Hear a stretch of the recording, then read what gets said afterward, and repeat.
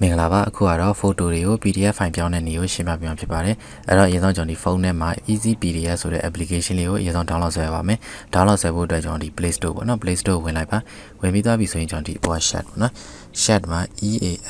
Easy PDF ပေါ့နော် Easy PDF လို့ရိုက်လိုက်ပါရိုက်ပြီးသွားရင်ကျွန်တော်ရှာလိုက်ပေါ့နော်အဲ့ဒီမှာကျွန်တော်ဒီမှာ Easy PDF ဆိုတဲ့ကျွန်တော်ဒီ application file လေးပေါ့နော်ဒါလေးကိုကျွန်တော် install တစ်ချက်နှိပ်ပါမယ်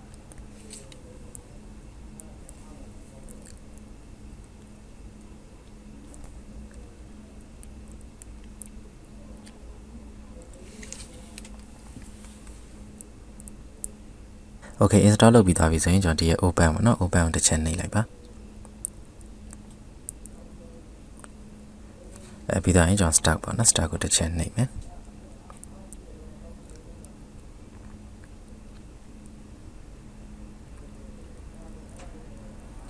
ပြီးကျွန်တော်ဒီ system တိုင်းပဲပေါ့နော် system တိုင်းပဲကျွန်တော်ဒီအပေါ်က next ကိုတစ်ချက်နှိပ်မယ်Okay ဒီနေရာရောက်ပြီဆိုရင်ကျွန်တော်ဒီမှာ simple ပေါ့နော်သူ simple ပေးထားတာလေးရှိတယ်တော့ဖွင့်ကြည့်မယ်ဆိုရင်ကျွန်တော်ဒါလေးတစ်ချက်နှိပ်လိုက်ပေါ့နော်ပြီးတော့ကျွန်တော် allow တစ်ချက်နှိပ်မယ်ဒါကကျွန်တော်ဒီ simple PDF file လေးပေါ့နော်ဟုတ်ပြီတော့ကျွန်တော် back နဲ့သွားမယ်ပြီးတော့ကျွန်တော်ဒီမှာဒါလေးတစ်ချက်နှိပ်ကြည့်မယ်ဒါကတော့ကျွန်တော် folder ပေါ့နော် folder ထဲမှာတော့ဘာမှမရှိဘူးနော်အဲ့တော့ကျွန်တော် back နဲ့ပြန်သွားမယ်Okay အဲ့တော့ကျွန်တော်ဒီ photo တွေကို PDF file လုပ်မယ်ဆိုရင်ကျွန်တော်ဒီဘက်ကအပေါင်းလေးပေါ့နော်အပေါင်းလေးကိုတစ်ချက်နှိပ်ပါနှိပ်ပြီးသွားပြီဆိုရင်ကျွန်တော်ဒီမှာ image to PDF ပေါ့နော်ဒါလေးကိုတစ်ချက်နှိပ်လိုက်ပ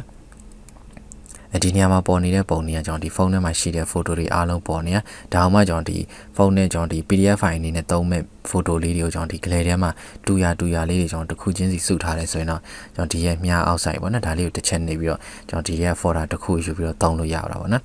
ဒီမှာတော့ကျွန်တော်ဒီ camera ပေါ့နော် camera ကိုသုံးလိုက်မယ် camera နဲ့ကျွန်တော်ဒီစာအုပ်တုံးကိုရိုက်ထားတဲ့ပုံတွေပေါ့နော်ပုံတွေကျွန်တော်ယူသုံးလိုက်မယ်ဒီ photo တွေကျွန်တော်ဆက်လက်ပေးပြီးလို့ကျွန်တော်ပြန်ဖြတ်မယ်ဆိုရင်ကျွန်တော်ဒီအောက်ကဒီ photo တစ်ခုချင်းစီရဲ့ကျွန်တော်ထောင်းကဒီအမြောက်နဲ့ပဲကျွန်တော်ဖြတ်လို့ရမယ်နော်ဒီပုံတစ်ပုံချင်းစီကိုထပ်နှိပ်လိုက်မယ်ဆိုတော့နှစ်ပုံသုံးပုံထပ်ဖြတ်သွားတယ်နော်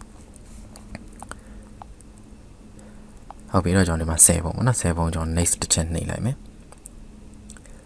Okay နှိပ်ပြီးသွားပြီဆိုရင်ကျွန်တော်ဒီမှာ I know တစ်ချက်နှိပ်မယ်နော်ပြီးသွားပြီဆိုရင်ကျွန်တော်ဒီမှာတပုံချင်းစီကိုကျွန်တော်ဒီ edit ပေါ့နော် edit လုပ်ပြီးတော့ကျွန်တော်စာတွေလည်းထပ်ရေးလို့ရတယ်နော်ဒီမှာတော့ကျွန်တော်ဒီ photo တွေကို PDF file အနေနဲ့တစ်ခါတည်းပြောင်းมาဖြစ်တဲ့အတွက်ဒီမှာ confirm ပေါ့နော် confirm တစ်ချက်နှိပ်လိုက်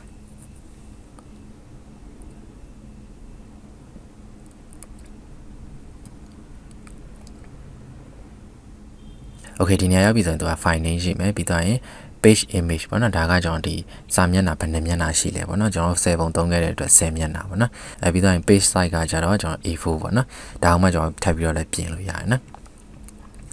်ပြီးတော့ရင် page orientation ပေါ့နော် orientation မှာကကျွန်တော်ဒီမှာ auto fit ရှိမယ်ဒါအောင်မှကျွန်တော်ဒီ portrait တို့ landscape တို့ထပ်ပြီးတော့ပြောင်းလို့ရမယ်ဒီ auto fit ဆိုတာကကျွန်တော်ဒီ photo ရဲ့အချိုးအတိုင်းပဲသွားမှာပေါ့နော်အဲ့တော့ auto fit ပဲထားမယ်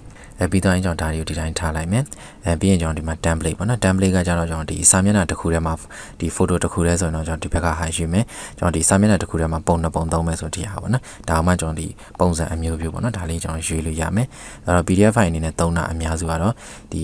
ပုံတစ်ပုံစာရွက်တစ်ရွက်ပဲပေါ့နော်အဲ့တော့ဒီဘက်ကဟာလေးရွေးမယ်ရွေးပြီးတော့ရင် next ကိုတစ်ချက်နှိပ်မယ် Okay ဒါဆိုရင်ကျွန်တော်ဒီခုနကတော့ photo 10ပုံကကျွန်တော်ဒါ PDF file အနေနဲ့ဖြစ်သွားပြီပေါ့နော်ဟုတ်ပြီပြီးတော့ရင်ကျွန်တော်ဒီရဲ့ save ပေါ့နော် save ကိုတစ်ချက်နှိပ်လိုက်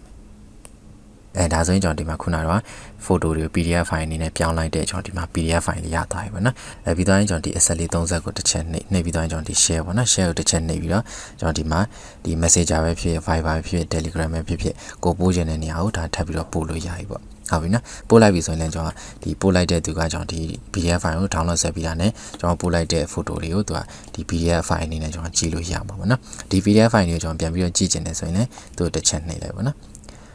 ဒါဆိုရင်ကျွန်တော်ဒီမှာဒီ photo တွေက PDF file အနေနဲ့ပြောင်းသွားပြီပေါ့နော်ဒီ application လေးနဲ့အသုံးပြုမယ်ဆိုရင်တော့ဒါ photo တွေကို PDF file အနေနဲ့သုံးရတာလွယ်ကူတယ်ပေါ့နော်ပုံမှန်ဆိုရင်တော့ကျွန်တော်ဒီ photo တွေကို PDF file အနေနဲ့ပြောင်းမယ်ဆိုရင်ကျွန်တော်ဒီ Microsoft Office Word တို့ကျွန်တော်ဒီ PowerPoint တို့ Photoshop တို့ပေါ့နော်အဲ့လိုတွေကိုကျွန်တော်ဒီ photo တွေကို insert လုပ်ပြီးမှကျွန်တော်ဒီ PDF file အနေနဲ့ပြောင်းတာပေါ့နော်အဲ့လိုဆိုရင်တော့ပို့ပြီးတော့နည်းနည်းအလုပ်ရှုပ်တာပေါ့နော်အဲ့တော့ကျွန်တော်ဒီ application လေးနဲ့ဆိုရင်တော့ဒါ photo တွေကို PDF file အနေနဲ့အလွယ်တကူပြောင်းလို့ရတာပေါ့နော်ဒီ PDF file ကျွန်တော်ပြန်ပြီးတော့ဖြတ်ချင်တယ်ဆိုရင်လည်းကျွန်တော်ဒီ Excel လေး30ကိုနှိပ်ပြီးတော့ကျွန်တော်ဒီရဲ့ delete ကိုနှိပ်လိုက်ကျွန်တော်ဖြတ်လို့ရပြီပေါ့ဟုတ်ပြီနော်အဲ့ဒီမှာကျွန်တော်ဒီဘက်မှာသုံးတာရှိတယ်နော် reason ကတော့ကျွန်တော်အခုသုံးထားတဲ့ဟာပေါ့ပြီးရင်ကျွန်တော်ဒီမှာ tool တွေပေါ့နော်တခြားဟာတွေလည်းကျွန်တော်ထပ်ပြီးတော့အသုံးပြုလို့ရသေးတယ်ဟုတ်ပြီနော် Okay ဒါဆိုရင်တော့ကျွန်တော်ဒီသင်ခန်းစာလေးကိုအားလုံးနားလည်မယ်ထင်ပါတယ်